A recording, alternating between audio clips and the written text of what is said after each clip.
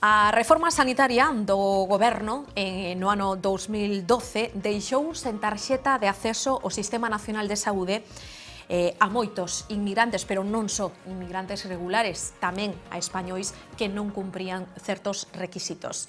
E esta noite imos falar deste asunto partindo deste punto, destes mapas que van a ver agora mesmo e que nos sinalan que comunidades autónomas se foron desmarcando en certa medida ou poñendo os seus propios instrumentos para poder garantir en parte a atención sanitaria os que non teñen papéis, os que veñen de fora, os que se lles chama irregulares. E entre esas comunidades, entre comillas, díscolas, estaban tamén comunidades do Partido Popular, por exemplo, Galicia, pero non só do Partido Popular. Entre esas comunidades que se desmarcaron estaban, por exemplo, Andalucía e Asturias, gobernadas polo PSOE, ou puxéronse frontalmente a esa reforma dicindo que ia en contra dunha sanidade pública universal, cos mesmos dereitos para todos. Logo virían outras comunidades autónomas, como Aragón, como a Comunidade Valenciana, como Baleares e Cantabria. Unha das últimas en sumarse foi Madrid. A presidenta da Comunidade Madrileña, Cristina Cifuentes, xa deu instruccións para atender a todos, con ou sen papéis. Teñen os inmigrantes asistencia médica gratuita en España por igual? Deberían implementarse máis medidas? Tomará algunhas o Goberno en contrapartida de castigo a esas comunidades autónomas que, digamos, seguiron o seu camiño? Esta noite acompáñanos no plató de informativos de UV Televisión Miguel Fernández, ele o portavoz, o voceiro do Foro Galego da Inmigración. Miguel, moi boa noite. Hola, boa noite. Antes de nada, para situarnos, a quen agrupa, quen está dentro dese Foro Galego da Inmigración? No Foro Galego participamos fundamentalmente entidades que traballamos con este colectivo en toda Galicia, fundamentalmente na zona da provincia da Coruña, tamén en Ourense, en Vigo, en diferentes zonas de Galicia e tamén asociaciones de inmigrantes, non? Entonces, un pouco a idea do foro é, pois sí, representar un pouco como funciona este colectivo, a situación deste colectivo, tendo en conta ademais que é moi interesante no foro que non só participan asociacións de inmigrantes, sino tamén personas de aquí que consideramos un pouco que o futuro, o noso futuro, ten que ser necesariamente intercultural e ten que ser unha mestura das diferentes persoas que vivimos xa en Galicia, procedamos de onde procedamos. E un pouco esa é a actividade do foro. E notades, Miguel, no número de xente que atendedes ese aumento do fluxo migratorio tamén cara a certos países europeos? Sí, es decir, o colectivo de persoas migrantes en Galicia houve un momento que tuvo unha explosión como no resto do Estado, que foi a partir do ano 2001, cando houve a crisis a partir do ano 2007-2008, o número de persoas reduciu a súa entrada.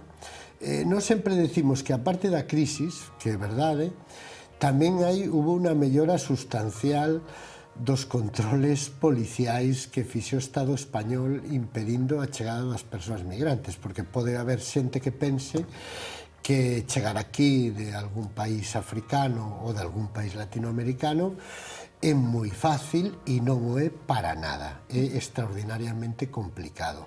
De tal maneira que nós, e algúns dos problemas que hoxe vemos en Europa, teñen moito que ver con que a legislación de estranxería que hai no Estado español e nos países da Unión Europea é tan restrictiva que non hai formas de chegar legalmente a España ou a outros países da Unión Europea e por eso moitas persoas teñen que buscar as vías de chegada irregulares. Entón, realmente, o problema de fondo é que empezaron a entrar menos persoas e as persoas que quedaron aquí, pois realmente se estableceron aquí. Son proxectos de vida a longo prazo para quedar aquí, fundamentalmente as persoas estranxeiras que temos en Galicia son latinoamericanos. De onde proceden fundamentalmente os inmigrantes irregulares que están agora mesmo en Galicia? Irregulares proceden do mesmo lugar, suelen ser persoas latinoamericanas. A situación de irregularidade depende moito da situación dos países. Por exemplo, hai países latinoamericanos que exixen visado, con lo cual é moito máis difícil vir. Hai outros países, pois, por exemplo, Perú ou Chile, que non exixen visado o Estado español, con lo cual resulta máis doado entrar. Todas as persoas que veñen aquí suelen vir entrar legalmente como turistas, o que pasa que cando quedan aquí quedan en unha situación de irregularidade administrativa. A situación de crisis está facendo tamén que haxa moitas persoas que, estando regulares, deixen de estarlo, porque en xeral o tratamento da inmigración está moi vinculado na legislación do Estado español co tema de traballo. Entonces as persoas veñen porque teñen ofertas de traballo, e cando non son capaces de manter unha actividade laboral continuada, pois moitas veces quedan en situación irregular. E entonces tamén nos atopamos a moitas persoas que ahora mismo son irregulares e que non son persoas que acaban de chegar ou que viñeron hai pouco, sino que son persoas que levaban tempo aquí pero que perderon esa situación de regularidade por non poder traballar. Miguel, falas de Latinoamérica. Non sei se en segundo lugar tamén África ocupa un lugar importante hai un grupo nos países de procedencia. De marroquinos, que é outro grupo además tradicional e de presencia forte, e de países africanos da África subsahariana. Fundamentalmente hai son significativo colectivo de senegaleses. Tamén hai un colectivo de nixerianos, pero fundamentalmente a poboación procede de Latinoamérica e de Marrocos. E dentro dos latinoamericanos tamén hai un dato moi característico, moi especial de Galicia, que é a porcentaxe de persoas de orixen brasileira, que sin dúbida ten que ver coa relación con Portugal, persoas que entraron por Portugal, que teñen alguna facilidade máis por vir en Portugal e logo acaban chegando a Galicia, e iso sí que é un colectivo especialmente destacado. E logo tamén, ahora mesmo xa debe estar sendo quizá o máis numeroso despois dos portugueses como estranxeiros en Galicia, o colectivo de rumanos e rumanas, que fundamentalmente teñen que ver, como son ciudadanos da Unión Europea, pois non os poden botar fora, e tamén é un colectivo que medra, non? Digamos que o número se mantén máis ou menos nos últimos anos. Hubo un aluvión forte, pasamos de ter 30.000 aproximadamente, 20 e tantos mil no ano 2001, a ter en torno a 100.000, que é a poboación de estranxeiros que temos agora en Galicia, que en todo caso, non sempre decimos no foro que este sería un lugar ideal para experimentar precisamente experiencias de sociedade intercultural, porque é un número moi pequeno en relación co que supón a poboación de Galicia e das comunidades autónomas do Estado que menos poboación inmigrante ten porcentualmente, con lo cual aquí os inmigrantes nunca foron nin deben ser considerados ningún tipo de problema, porque non o son, ni a nivel de asistencia sanitaria, ni a ningún outro nivel, porque non supoñe ningún gasto fundamental. Miguel, dicíamos, punto de partida deste debate agora mesmo sobre a mesa, porque esta mesma semana, este mércores, o ministro de Sanidade se quere reunir coas comunidades autónomas para tratar de armonizar eses criterios que agora mesmo non son comuns a hora de aplicar a asistencia sanitaria aos inmigrantes irregulares en concreto. Galicia foi unha das comunidades que seguiu o seu camiño. 2012, esa reforma do goberno central cinguía a atención sanitaria ás urxencias, ás mulleres embarazadas e aos menores de idade. Hoxe por hoxe, dende aquel ano, que atención sanitaria reciben os inmigrantes irregulares en Galicia? Con que se atopan? Vamos a ver, en Galicia a Xunta nese momento organizou un programa específico para atención a este colectivo que nos, desde as asociacións de inmigrantes, que de feito temos falado moitas veces co Serga sobre esta cuestión, sempre definimos como un parche, non? Porque na presentación que facías hai unha diferencia nos casos que decías das comunidades autónomas, non? Hai comunidades autónomas, en concreto as que non eran do Partido Popular, que o que fixeron en principio, por lo menos o que decían facer, era non aceptar a normativa, con lo cual, en esas comunidades autónomas, a atención ás persoas inmigrantes en situación irregular continuaba sendo un dereito. Vale? O que fixeron os do Partido Popular, o que fixo aquí a Xunta, foi decir, nos quedan estos sin atención, vamos a facer un programa caritativo, en el peor sentido da palabra, dirixido a este colectivo para que estas personas as podamos atender sin que se xenere un debate social sobre esa cuestión, ¿no? Entón, realmente, o que se fixo aquí foi un parche. Ese parche ten varios problemas. Uno importante que ten é de volumen, porque o propio Sergas nese momento, no 2012, recoñeceunos a nós que perderon a tarxeta sanitaria 9.000 personas. E ese programa galego de atención á saúde polo que entran as persoas en situación irregular, no momento leva atendido, según os seus propios datos, en torno a 2.500 personas. Insuficiente, polo tanto. Claro, esa é a súa primeira... Non chegou a todo o mundo, non? E logo, para nós é indispensable, además, cando se tratan de temas de inmigración, isto é fundamental, que isto ten que ser un dereito para as persoas. Quero decir, non pode haber unha vía, non podemos ir a un modelo sanitario en que se atendan de diferentes niveis a estas persoas, non? E realmente a actitude do goberno central, pois se queres que che diga a verdad, desde o noso punto de vista é absolutamente impresentable, non? Porque outra cousa que sabemos ben os que traballamos en temas de inmigración é que hai poucos temas, e ahora mismo estamos vendo con outra cuestión que ten que ver cos refuxiados e todo eso, noutras partes de Europa, que se utilicen tanto políticamente como os temas de inmigración, non? Entonces, cando a situación de crisis, que é o que decían que era unha crisis tremenda, non? Utilizar os inmigrantes para decir os inmigrantes colapsan o noso sistema sanitario, supoñen un gasto.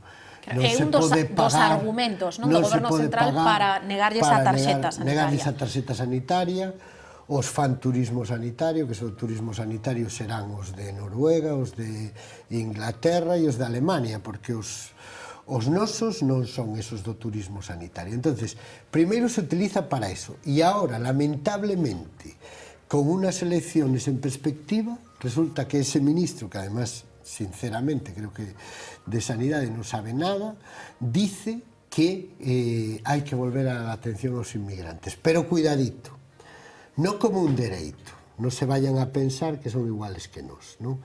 Senón vamos a atender a esos pobrecitos que teñen dereito, claro, que non se nos van a quedar por aí. No, de feito, non se lles daría a tarxeta sanitaria como tal, sino nas súas propias verbas, un documento acreditativo, son as súas palabras textuais. A Xunta tampouco dá unha tarxeta, les dá un papeliño que teñen que renovar cada ano, se supone que máis ou menos a atención sanitaria hai, o que pasa é que o programa este da Xunta, aparte de non chegar a todo o mundo, hubo moitos problemas coa información, es decir, estamos falando de persoas que están en situación irregular, que poden ser detidas, que son detidas pola policía, non? Porque tamén me gustaría dar un dato que igual non se sabe moito, pero no ano 2014, por datos do propio Ministerio do Interior, en Galicia, que en esa comunidade en que hai tan poucas persoas estranxeiras, houbo 597 detencións por temas de papeles. Es decir, que aquí tamén se detienen a personas, eso de facer redadas con personas inmigrantes non é só cousa de Lavapiés, de Madrid e destes lugares, sino que tamén de outra forma tamén pasa en Galicia, ¿no? Entonces, bueno, que en ese contexto, digamos, ¿no? En ese contexto se pretendía ofrecer unha atención a estas persoas que o que teñen moitas veces é medo e que se atopan, porque nós temos experiencia con que van a un centro de saúde e lles dicen no, aquí os estranxeiros non teñen dereito. Unha cousa que pelexamos moito nós, por exemplo, e que non conseguimos, é que nas urxencias hospitalarias se dera información desto. Porque, claro, ti mismo decías, o decreto fai que as persoas estranxeiras vayan ás urxencias. Pero se nas urxencias non se lles informa de que teñen dereito a este programa, non van a acceder nunca a este programa. E nas urxencias hospitalarias non se informa desto. Pelexamos moito que non se lles remitiran cartas de pago, que es facturas, non? O que chamamos facturas. Sí, facturas de urxencias, non? Claro, primeiro é unha carta de pago, unha factura, pero a persona non se lle pode dar información deste programa, pero sí, se chega ali, ten que firmar un papeliño de que conforme va a recibir ou pode recibir unha factura por ese tratamento. Todo isto é enormemente disuasorio para persoas que se atopan en situación irregular. Nos insistimos moito en isto, que tiña que ser un modelo o máis normalizado posible, non? E desde logo pensamos que a única alternativa real a todo este tema é non este novo parche que inventa o ministro aí para ver se sale do paso, sino como demandan moitos, ademais, moitos profesionales sanitarios de diferentes tipos, a derogación dese decreto, porque ese decreto é o que establece un pouco a diferencia entre as persoas, no? Es el que fai no universal a atención sanitaria. E entonces, si non é universal, logo podemos decir, ai, bueno, estos pobrecitos ahora, como parece que temos buenos datos macroeconómicos, vamos a atenderlos. Pero se dentro de 2 anos temos, non os vamos a atender, porque non é un dereito que teñen as persoas, non? E entonces, a nos realmente parecenos lamentable que aquí dos inmigrantes non se fale máis que para cousas negativas, e cando interesa volverlos a utilizar ahora para, en plan, vamos a ser vos e vamos a atender a estas persoas, porque como fixemos unha política económica cojonuda, ahora este país está moi ben, xa os podemos volver a atender, que se volva a utilizar de novo as persoas migrantes, non? Lamentable, pero sempre pasa isto con as persoas migrantes. Miguel, falabas agora de medos por esas trabas que se atopan no camiño os inmigrantes que chegan sen papéis e que nin sequera están informados de que tipo de servicios poden ou non recibir. No voso día a día, no voso traballo, no voso trato con eses inmigrantes, que dúbidas teñen e, sobre todo, que tipo de medos, como é a súa reacción? Non acudir... En relación ao tema sanitario, mira, en relación ao tema sanitario hai moitos problemas. Uno é que a veces dos centros de saúde se lles manda ás oficinas de Seguridade Social. Nas oficinas de Seguridade Social se lles di que ali a certificación que lle piden no centro de saúde non lla poden dar, que fundamentalmente unha certificación de que non teñen dereito por outra vía. Entonces, terían que volver de novo ao centro de saúde. Claro, isto, para nós que estamos máis ou menos, que controlamos do que é a burocracia administrativa do Estado español, pois son cousas que nos poden molestar máis ou menos, pero para eles hai un nivel de desestimento importante. Entonces, hubo un problema de información, hubo un problema de que se pretendía presentar este programa como un programa nos que atendemos a esta xente, pero sin chamar moito a atención, non vai a ser que os nosos votantes pensen que atendemos máis os inmigrantes que os daqui ou nos digan algo, e entonces eso fixo que o programa non chegara ás persoas que debía chegar, e que houbera problemas, e temos problemas pois, de atención, que moitas veces son non só dentro do programa, sino incluso das persoas que teñen dereito. Por exemplo, hai moitos conflitos con os temas de menores. Menores debe ser clarísimo, porque incluso pone o decreto, es decir, as persoas menos de idade teñen dereito a atención sanitaria, a tarxeta sanitaria. Que pasa? Que para os menores en situación irregular se lles habilita unha tarxeta especial e moitas veces esos menores non está claro se teñen que ter atención como menores irregulares ou se a poden ter polos seus familiares. En esos debates, os menores moitas veces quedan sin atender ou sin recibir atención adecuada. O sea, que incluso deixan de acudir aos servicios sanitarios, claro, por medo, ainda chega... padecendo graves doenzas. O sea, por exemplo, o tema dos menores é moi importante porque normalmente os menores requiren unha atención en temas de vacunación e de seguimento moi continuada. Entonces, claro, se ti estás facendo varios meses unos trámites burocráticos, en ese tempo o menor non é atendido ou non é atendido correctamente, porque evidentemente non se trata que as persoas que cheguen non se lles atenda, non? Faltaría máis que se deran ese tipo de casos, non? Pero toda a burocracia que se xenera en torno a este programa, en torno á falta de información, xenera que as persoas moitas veces teñan medo, pensen que lles van a cobrar, pensen que non teñen dereito. E aunque é verdade que nós, a través das organizacións, podemos resolver moitos problemas, nos a Xunta sempre lle dixemos que nós non podemos servir, digamos, de canle para isto. Que si son dereitos que teñen os cidadáns, é a administración a responsable. Claro, se nós falamos co centro de saúde, igual arreglamos ese problema concreto. E esta é a excusa que pon a Xunta. Pero non debería ser o voso traballo. Non debería ser, porque se nós en Sarria ou en Monforte non hai ninguna organización que estén ali, pois pode haber persoas inmigrantes que non estén sendo atendidas sanitariamente porque non hai unha ONG ou unha entidade detrás. Isto tamén é un dos problemas fundamentais que tivo este programa de atención sanitaria. Miguel Fernández, voceiro do Foro Galego de Inmigración, estaremos moi pendentes do que ocorra nesa reunión do mércores, se sai de aí algo ou non, e da evolución desa, en teoría, nova reforma do decreto. Moitísimas grazas por acompañarnos esta noite, Miguel. Nada, gracias a vos. Hasta logo. Facemos un descansiño de novo e a volta falamos con eses turistas que nos visitan para sometelos ao noso particular test de galeguidade e coñecemos a un novo galego polo mundo. Esta noite viaxamos ata Alemaña. Hasta agora.